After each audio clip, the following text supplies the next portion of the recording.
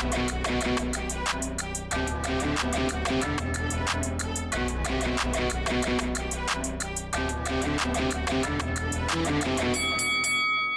guys, welcome to Boxing Squared for boxing news and views from around the internet. The rising Australian heavyweight prospect Justis Huni has broken his international cherry, as it were, defeating Andrew Tabiti in Mexico, Huni's first fight outside of Australia, to advance to 8-0, getting a decision over 10 rounds. The judges' scorecards 98-92, 98-92 and 100-90. And this fight pretty much went to the sort of script that I thought ahead of the fight and said in my preview video, that it was going to be really competitive in the first half of the fight, back and forth action, with Justis Huni taking over in the second half. And that's pretty much what we got. Apart from that 100-90 card, I mean, you could be forgiven for thinking, if you hadn't seen the fight, that this was a lopsided competition. But actually, the first 5 rounds in particular, very good back and forth action. You had Andrew Tabiti giving as good as he was getting from Justis Huni, but it was a situation. Justis Huni, who is a volume puncher, doesn't have a whole lot of power on those punches though, and we'll come to that soon. He was just getting a bit better of the action, landing a bit more each round, and I had him up 3-2 after 5 rounds. And even the 2 rounds, because I had it 98-92 to Huni, you know, arguably there's a case for it to be Huni. So I can see the 100-90 card a little bit unfair and maybe a little bit cruel on Tabiti, given the effort that he put forth. And there were some eye-catching punches that he landed through this fight. Some big right hands, one in round 6, which really rocked Justis Huni momentarily. And then in round 8, again, a big right hand. But Huni, he's got a decent chin. We've seen that on display in his recent fights. But from after round 5, it started to become the Justis Huni show, as Andrew Tabiti did what I think many of us were expecting. He started to slow down. Justis Huni kept going at the same pace. It was a very back and forth, fun fight. But as it wore on, you had Andrew Tabiti throwing less, landing less, and Justis Huni continuing to pile on the pressure, landing left hooks, landing shots to the body, and really going after Andrew Tabiti. Couple of times, especially there was a couple of times to the body, it looked like Tabiti was hurt. I think it was it round 8, something like that, where you know, you had Tabiti backing up. But it was a case that it was a very good performance by Justis Huni. Again, you know, and we've seen it against guys like Joe Goodall and others who will willingly trade with him, Kiki Toa-Latelli, whole bundle of others in his career coming up. You know, good entertaining fight, good back and forth action. There was a lot of high level sort of skills on display, some really good inside fighting, some good trading, which Huni was getting the best of. And those first 3 or 4 rounds in particular, just a whir and blur of hand speed. It really was entertaining stuff, and you don't really see it too often with 2 heavyweights with the speed that both these fighters do.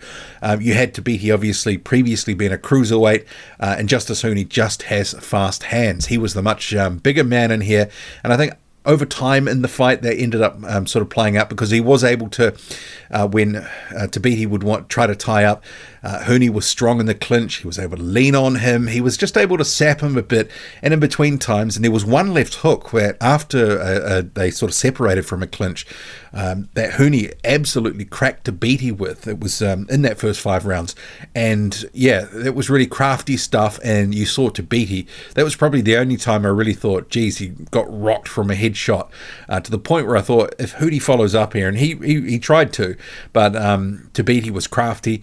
He was able to, despite his flagging activity, mostly stay out of harm's way, and if he did get hurt, he was able to sort of get out of trouble and get through the rounds. And obviously this one went the distance.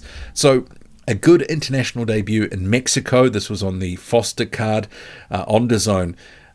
But I guess the thing that people will be asking, where's he going? Can he fight the same way that he does? And because he likes to fight like a puncher, he likes to have a tear up, have a war, but he doesn't have the power. And that's the thing. That's the question. Once you get to world level, you know, where's that going to leave you? Because as we saw in this fight, Andrew Tabiti was not having too many troubles, especially in those first 5 rounds, finding a home for his hooks, sometimes uppercut shots to the body. Justis Huni, by virtue of throwing a lot of punches, there's a lot of openings to exploit. So if you've got guys that have got power and they can crack, it could spell disaster for Justis Huni going forward. Obviously, you can say that about any fighter, but the fact that he's there trying to wail away on his opponent and he doesn't have that power to make a difference, to, remembering, Andrew Tabiti in the World Series of Boxing was taken out by Dortico. So you have a situation. This isn't a guy that's regarded with an iron chin. He's got a good chin, but it can be cracked. He can be taken out. But Justis Huni never quite looked like he was on the verge of getting a stoppage. Had Tabiti in trouble a few times, but just that lack of pop, it is going to be an issue at the next level. Andrew Tabiti is, what you would call a fringe heavyweight. He's maybe somewhere outside of the top 30, maybe there or thereabouts, but he's not in that upper echelon of heavyweights, has not proven to be. He's only really had the James Wilson fight before this of any real note at heavyweight. So we had a limited degree, of a resume at heavyweight to assess, but as I said ahead of the fight, this was a good matchmaking exercise for Huni, because you would get rounds for Huni, you would get good experience, a slightly different style, a guy who can box and move more than previous opponents, and it's valuable rounds. So he may have not got the stoppage, but at the end of the day, it was a good performance and a good learning experience. And Justis Huni can have success in the heavyweight division, but matchmaking will be important. We'll have to see what they do for him next. Huni, after the fight, he said it was a different style, that it was good to get the ring rust out of there, and he said he can be back in December and he could be ready for that. So hopefully we see him back out soon. He's been out for the best part of a year now, and he really needs to get his career going again, get some momentum and on to the next thing. And I think Tabiti, on the back of that sort of performance where he was competitive right throughout, the last half of the fight, a little less so, but he gave a good account of himself, and it was, very competitive, especially in those early rounds. He can have some good fights at heavyweight, but I think he will probably end up occupying some sort of gatekeeper level role for heavyweights at a certain level. But Justis Huni, he rolls on 8-0. Good performance. The question mark about the power remains, and they even spoke about that on the broadcast, that's the knock on Huni, and certainly I've raised it multiple times in the past. If he just had more power, imagine how dangerous he could be with that hand speed and the way that he likes to fight and the skills that he's got. But still, he's a very good heavyweight, very good prospect coming through. Let's see more. He can go a lot further. Drop a comment, loud and often. Hit like, hit subscribe. Follow me on Twitter, boxing_squared. I'm out.